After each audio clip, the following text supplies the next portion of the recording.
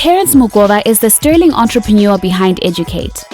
In this heartwarming interview, we sat down with Terrence to speak about how his stellar academic and professional career, his passion for access to education, and distinct values have guided him along the way to business success.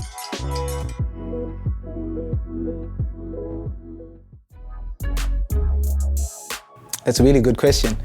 And there are a couple of my people I call friends now who've said stuff that I think probably introduces me.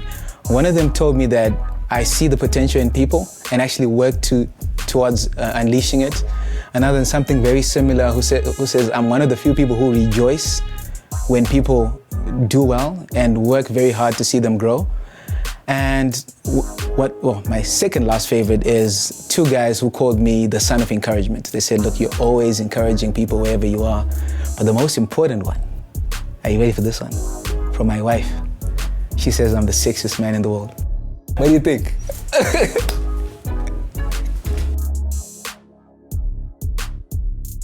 So I think there's some of us that are born with entrepreneurial leanings. So certain things about us that prepare us for that journey.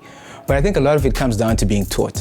I'm probably a product of my environment and maybe a little bit of leanings, but more importantly, my environment and the people who I was exposed to and the things that we experienced. So my folks, and I think it was really probably varsity. That's when I can really go back and say, yeah, we became entrepreneurial. Because it came to a point where the jobs that they had were not adequate enough to sort of meet our expenses. And they began to run a grocery/bottle store. And my mom would ask me, can you come with us? I couldn't drive then, so can you come and do stock take? And something just clicked in me, and I just loved just interacting with folks and talking to them, finding out what problems they had and how we could solve them. And yeah, me and my mom almost became partners, and I became like her intern. So I'd like to think it was just spending that much time with my mom, and during those early university years, that's when I began to think, oh, maybe this is something I'd love to do. I almost got kicked out of university.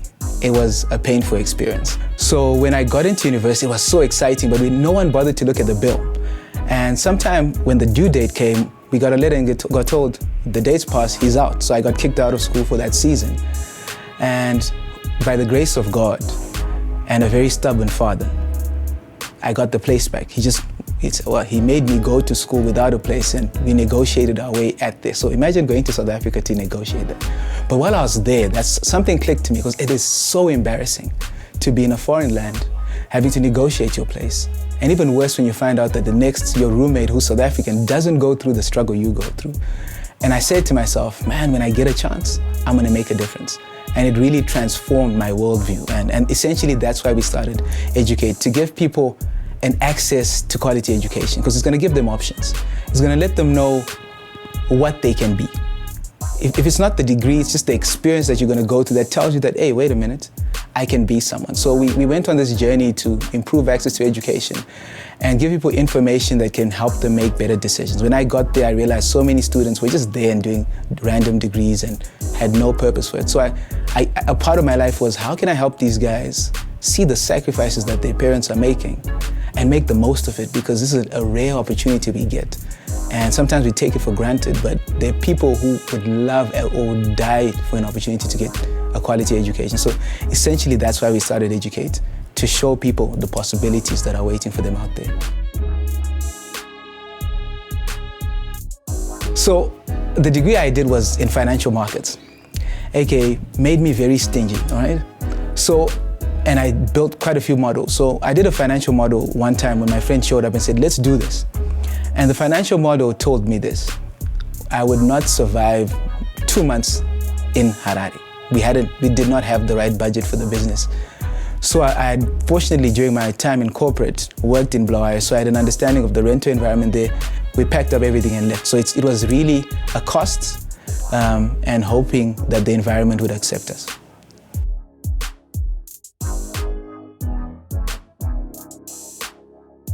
When we moved, like I said, we didn't have that much money. So we said to ourselves, we're gonna move in with my wife's parents, because she's from that part of the country. So 3 months turned into over a year. with the in-laws. Now, if you're Shona, or even, you know what I'm saying? You'll be probably nodding your head right now and thinking, yo, but like, for me, it was taboo, and I knew it was taboo, but it just mattered that much to start. And that's when I just discovered the value of having an amazing wife and having people who just believe in the dream. So we struggled a lot. I'm not gonna lie to you and say things happened. Like during that year, there were times where I did not know where the next meal was gonna come from. Difficult transition, but it made for an amazing journey. Me and my wife got so much closer. And you cannot, I always joke around that my wife is so hot that if she ever decides to leave me, I'm going with her.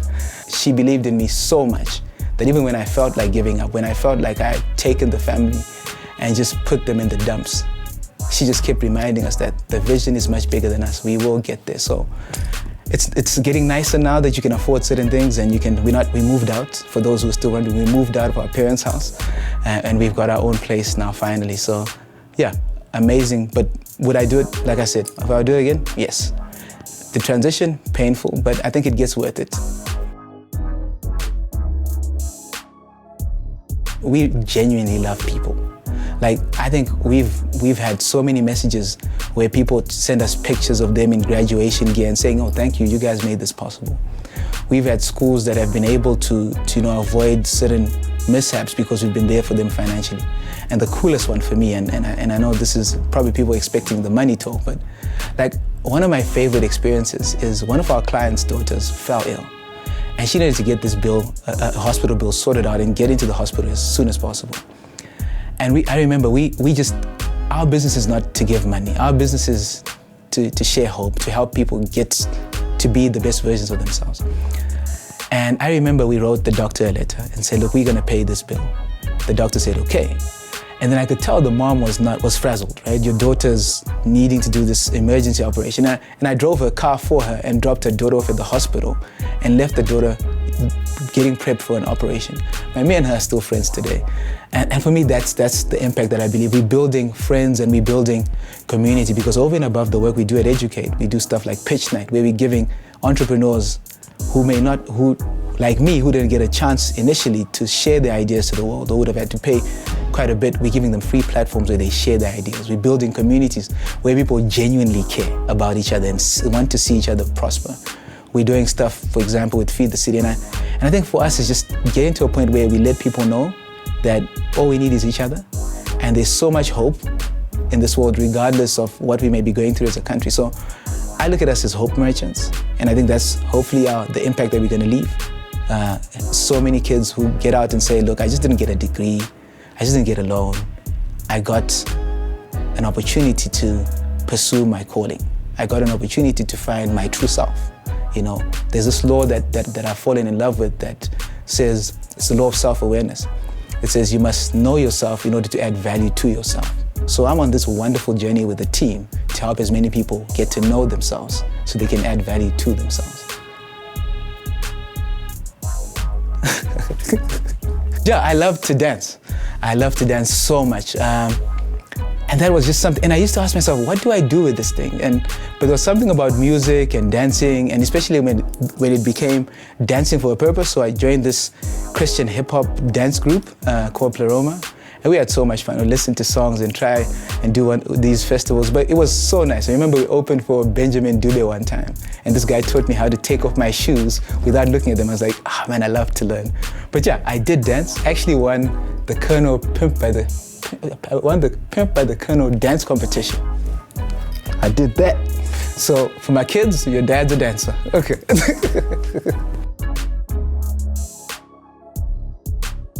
Feed the City for us is a community event where we bring people together from different backgrounds with the mission to prepare and deliver meals for people in need. So we call them our neighbors. And when we started, it was crazy. We didn't know how to go about it. So we said, we're just gonna make meals. And can you imagine, guys, and I was telling my wife's mom that, yeah, I want to feed the city. And she's like, really? And like, I want to do 2,000 meals for our first one. He's like, Teddy, why don't you go like kind of 500?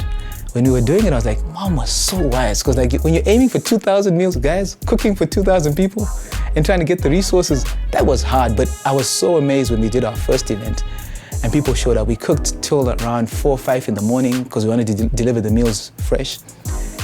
But it's been amazing how over a year we've seen people progress. It's become this amazing event where you see people, volunteers from all ages, all races, coming together because we genuinely care. And for us, it's been almost a platform where we give people an opportunity to give back. People have amazing hearts. They just need sometimes a platform to show that. So for us, Feed the City has been that platform, and our mission is how do we create awareness on hunger? It's one thing to tell you about something. It's a totally different thing to show you and allow you to participate in becoming a solution. So we want to create awareness. We want to identify change makers in our communities and support their work. And eventually, it's about creating a people-driven social welfare system where we make doing good profitable, where businesses do it not just as CSR, but they do it because it is contagious to do good and to help our fellow man.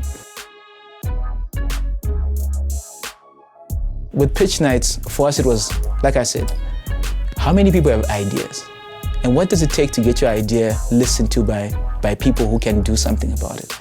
How much do you need to pay? I didn't have money when we started. So when I was invited to a pitch night, I was like, guys, this is the truth. You know, you're giving people a free platform to share their ideas. You never know who's in the room. It could be their next partner. It could be a potential investor. So when I moved over to Blair, I spoke to the founders who've been very supportive of us throughout the years. And I said, we want to launch this in Blair, and they helped us. And we do that every month, the last Friday or the last Thursday of the month. Entrepreneurs come, they share their ideas to a room full of people. And we just watch collaborative brilliance happen, and people get asked questions, they get given advice, and hopefully we'll have a lot more success stories to share in the years to come. I have this wonderful belief, and I hope it's going to turn true one of these days, that I think we can do so much more together, leveraging our individual gifts and our differences. But we just have to find ourselves and be willing to collaborate. So the bigger picture for us is how do we create these communities of collaboration and build one of the best nations to live in? I know it's tough right now, but I genuinely think, man, I genuinely think that we can make this place a place that, you know, people would love to live in, where our kids will look up and say, I'll not be in any other place than Zim. So that's our grander vision, that how can we build a nation of leaders that care, have a heart for people, have a passion to inspire.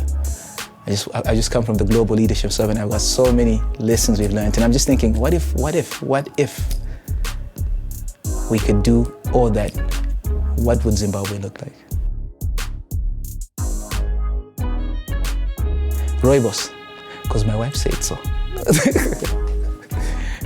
Coffee was university, but yeah, I think I developed the resistance to it, but I love rooibos. The business demands so much from you, and I've got 3 kids now, right? And you're trying to balance it. So, and I've learned that there is no balance. There is no balance, and I've stopped trying to pursue balance. But what I'm beginning to do is I cherish every moment I have with my wife. I cherish every moment I have with my kids. I do my best to show them that they mean the world to me for the time that I have with them. And when I'm at the business, I do my best to make sure that to empower the team so that they know that they have influence and they have the power to, you know, be the difference that we need to make as an organization. So working my hardest to be a leader that's there to serve them. The work life can really become overwhelming. So learning to say no and no and no, and yes to family time, and thinking outside the box that how do we continue to grow as a business and continue to scale our impact, but in a way that doesn't take away from the most important people in your life. So it's been an amazing journey, so it started off in church and just being given a platform where you can learn something about yourself, and became very aware of certain areas where I'm good at. My emceeing highlight has been co-hosting the inaugural pitch day at the Impact Africa Summit in South Africa. That was last year. I was like, wow. I was like, is this me? I had to like, look, Terry, is this you? It was so cool. So I enjoy it, but yeah, I enjoy it. It's just where I can be of service. I think that's what I do now. Zim is something else, ne? It has been, man, there have been times where I've, you're sitting there and you're at home looking at the sky and saying, will we be there tomorrow? And sometimes it's not as profitable to do certain things, but we do them because for us as a team, we went back and said, why are we in this business? Yeah, we want to be sustainable, yes, but it's never been about the money. The money for us is a resource.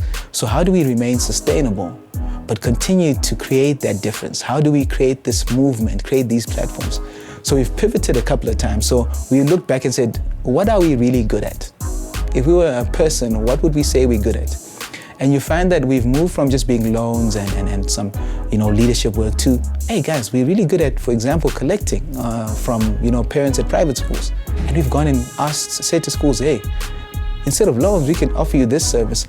And I tell you, that's been a game changer for us. It's opened up new doors, and because of that, we're learning how to serve new clients even better and in ways that are relevant to the context we're in. So it's been a lot of pivoting. I believe the people I've been blessed to work with are the reason why we're able to pivot and stay relevant in our spaces. But at the end of it all, we like any other business that's doing its best to survive. But our aim is that we not only survive, but we thrive. And if you're going to close, let's close down, kicking, screaming, shouting, doing all we can. And even if we fail, we're going to do something else and probably be awesome at it.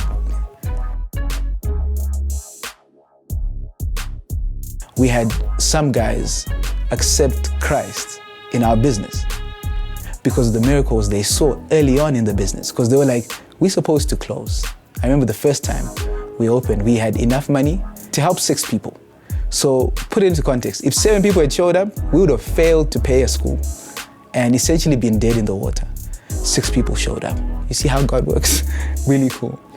But from not having that and just seeing door after door open, and even when things went bad, we had one guy who said, look, I've started praying because of the stuff that I'm encountering in this place. So, man, if God can take a small business like ours and use it to lead people to Him and get people to genuinely serve Him, then man, that's the dream.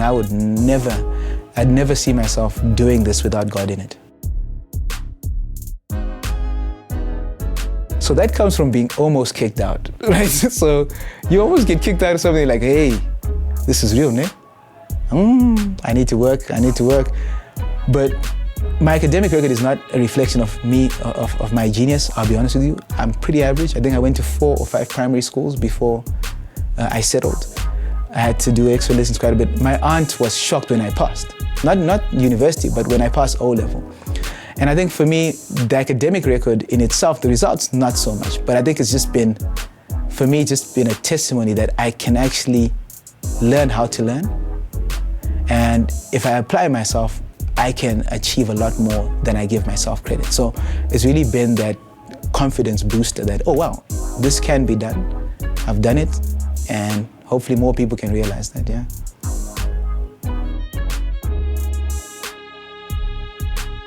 So a mate of mine just realized that, the jobs weren't coming.